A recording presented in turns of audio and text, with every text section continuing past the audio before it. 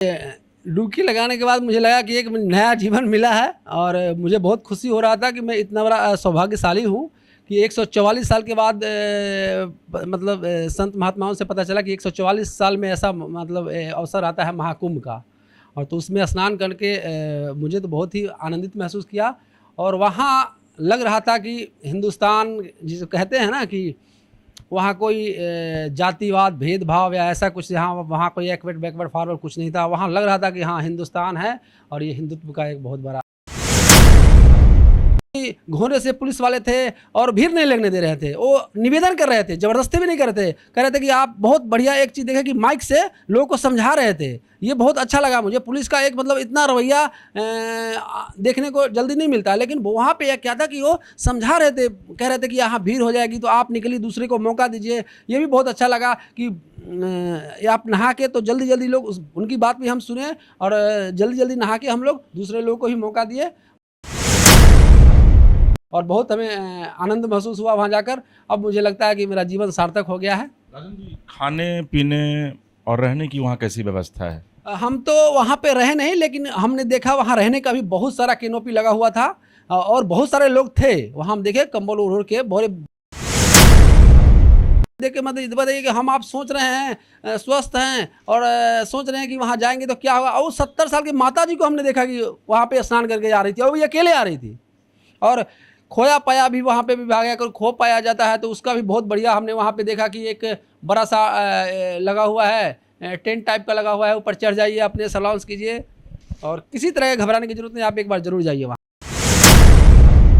में कि वहाँ तो बसें भी फ्री कर दिया गया। जाने से कहीं घबराइए कोई भीड़, वहाँ पे इतना अच्छा व्यवस्था है कि घबराने की ज़रूरत ही नहीं है। किसी तरह के कोई दिक्कत महसूस आपको नहीं होगा। खास करके लेटरिन बाथरूम का वहाँ पे बहुत बढ़िया व्यवस्था है। जो हम लोग सोचते हैं कि वहाँ भीड़ भड़का में क्या होगा, कैसे होंगे, बैठने का भी व्यवस्था है। वहाँ पर बहुत सारा टेंट लगा हुआ है, बहुत ही बढ़िया वहाँ पर। और घबराने की ज़रूरत नहीं है, आप बिल्कुल जाइए। इन दिनों प्रयागराज में महाकुंभ लगा हुआ है और इस महाकुंभ में भक्तों की कितनी भीड़ उमड़ रही है यह बताने की आवश्यकता नहीं है कि सिर्फ 2 दिन के स्नान में 3.5 करोड़ लोगों से ज़्यादा भक्तों ने जाकर के वहाँ तीर्थराज प्रयाग में संगम में डुबकी लगाई। पटना के भी राजन जी हैं, सेफ बेकरी हाउस चलाते हैं ये, और ये खुद वहाँ गए हुए थे। तो हम इनसे आँखों देखी यह समझने की कोशिश करेंगे कि वाकई में कुंभ जाकर इनको कैसा लगा और कुंभ की क्या महत्ता है, क्या ये बार बार जाना चाहेंगे। राजन जी, कुंभ आप गए हुए थे, पहले आप ये बताएं कि कुंभ क्यों गए आप? आपके मन में ऐसा क्या है कि नहीं मुझे कुंभ जाना है? हम स्वामी प्रेमानंद जी महाराज के भक्त हैं और हम उनसे सुने थे कि एक बार बार बार तीर्थ घूमने से अच्छा है कि एक बार अगर महाकुंभ में जाके स्नान कर ले तो सारे तीर्थ का फल हो जाता है। लेकिन जब हम वहाँ पे गए और भीड़ और व्यवस्था देखे तो हमें बहुत ही अच्छा लगा। और वहाँ लग रहा था कि हम हिंदुस्तान में हैं। इतना सारा भीड़, और हम गए भी थे 14 तारीख को, जो कि भीड़ वाकई में बहुत ज़्यादा था। और हमने अमृत स्नान किया रात को 2:39 में हम वहाँ पे गए थे। लेकिन व्यवस्था भी बहुत ही बढ़िया था और इतना भीड़ में कि ऐसा व्यवस्था था कि हम कोई सरकार से उम्मीद नहीं कर सकते कि वैसा व्यवस्था हो सकता है जैसा हमने देखा, आंखों देखी। सही बात कि माननीय योगी जी का बहुत ही अच्छा व्यवस्था था और मुझे बहुत अच्छा लगा वहाँ जाके। हमें लगा कि मेरा जीवन सार्थक हो गया।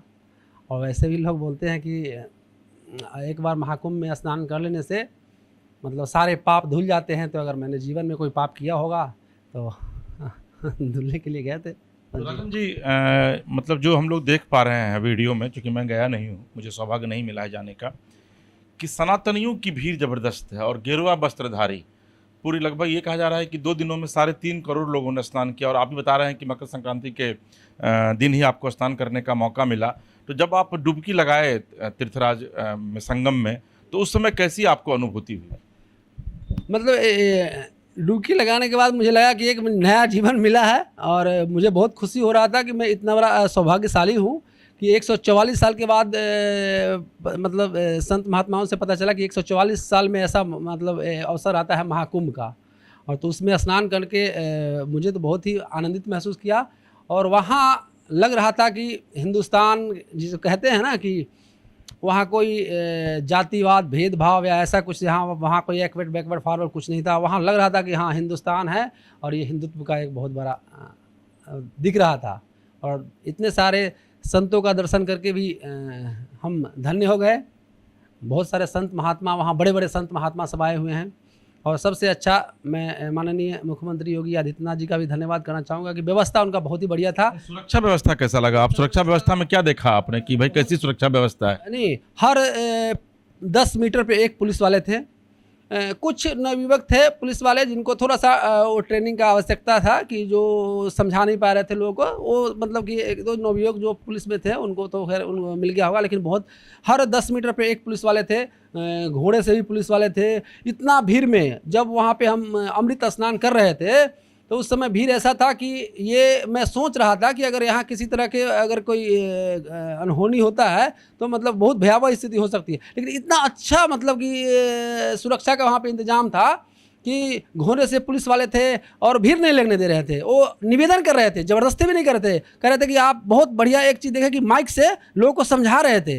ये बहुत अच्छा लगा मुझे। पुलिस का एक मतलब इतना रवैया देखने को जल्दी नहीं मिलता, लेकिन वहाँ पे क्या था कि वो समझा रहे थे, कह रहे थे कि यहाँ भीड़ हो जाएगी तो आप निकलिए, दूसरे को मौका दीजिए। ये भी बहुत अच्छा लगा कि आप नहा के तो जल्दी जल्दी लोग उनकी बात भी हम सुने और जल्दी जल्दी नहा के हम लोग दूसरे लोगों को ही मौका दिए और बहुत हमें आनंद महसूस हुआ वहाँ जाकर। अब मुझे लगता है कि मेरा जीवन सार्थक हो गया है। राजन जी, खाने पीने और रहने की वहाँ कैसी व्यवस्था है? हम तो वहाँ पे रहे नहीं, लेकिन हमने देखा वहाँ रहने का भी बहुत सारा कैनोपी लगा हुआ था और बहुत सारे लोग थे वहाँ। हम देखे कंबल ओढ़ के बहुत बड़े बड़े टेंट था और वहाँ पे लोग को हमने देखा कि उसमें आराम कर रहे थे।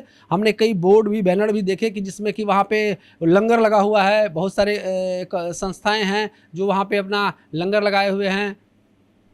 सनातनी होने पर कितना गौरवान्वित महसूस करते हैं? गर्व है मुझे।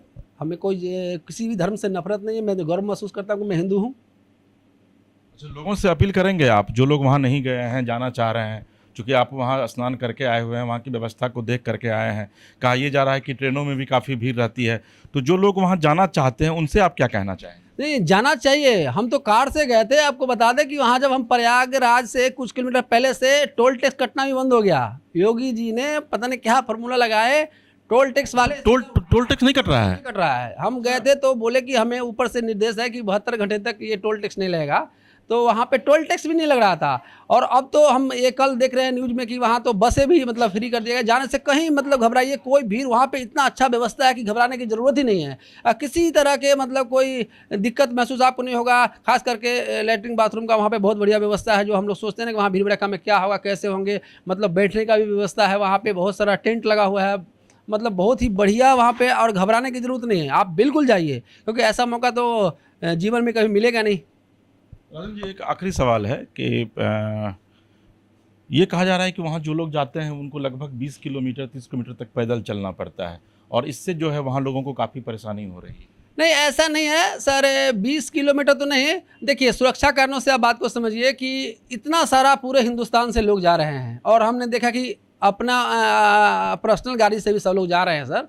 तो पार्किंग बहुत बड़ा बड़ा है, लेकिन लोग क्या कर रहे हैं कि जहां पार्किंग का व्यवस्था किया गया है वो ज़बरदस्ती वहां जाने से क्या होगा कि मतलब वो आप ही को परेशानी कम करने के लिए थोड़ा पार्किंग 30 किलोमीटर नहीं है, मतलब कि 10 किलोमीटर या 8 किलोमीटर पार्किंग दूर है। तो इतना दूर जा रहे हैं और पार्किंग खड़ा करने के बाद आप ये तो समझिए कि पार्किंग खड़ा करने देने के बाद आपको इतना सारा उधर आप ही के लिए सुविधा है ना कि उधर भीड़ भड़का नहीं है, आप आराम से जा पा रहे हैं। अगर गाड़ी वहाँ स्नान स्थल या प्रयागराज घाट तक अगर जाने दिया जाए तो फिर यहाँ भीड़ को कंट्रोल करना मुश्किल हो जाएगा, क्योंकि आपको जगह छोटा पड़ जाएगा, रोड छोटा पड़ जाएगा, फिर आप वहाँ जा नहीं पाइएगा। तो आप ही के लिए है कि यहाँ आप पार्किंग में लगा दीजिए गाड़ी और यहाँ से 7-8 किलोमीटर चलना पड़ता है। तो ये तो ठीक है, लेकिन हम एक देखें कि 70 साल की माता जी को जो मतलब ठीक से चल नहीं पा रही थी, उनको हम देखें कि वहाँ स्नान करने जा रही है। मुझे एक बहुत बड़ा वहाँ पे देख के मतलब बताइए कि हम आप सोच रहे हैं स्वस्थ हैं और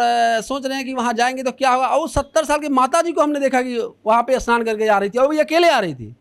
और खोया पाया भी वहाँ पे भी भाग अगर खो पाया जाता है तो उसका भी बहुत बढ़िया हमने वहाँ पे देखा कि एक बड़ा सा लगा हुआ है, टेंट टाइप का लगा हुआ है। ऊपर चढ़ जाइए, अपने सलाउंस कीजिए और किसी तरह घबराने की जरूरत नहीं, आप एक बार ज़रूर जाइए वहाँ।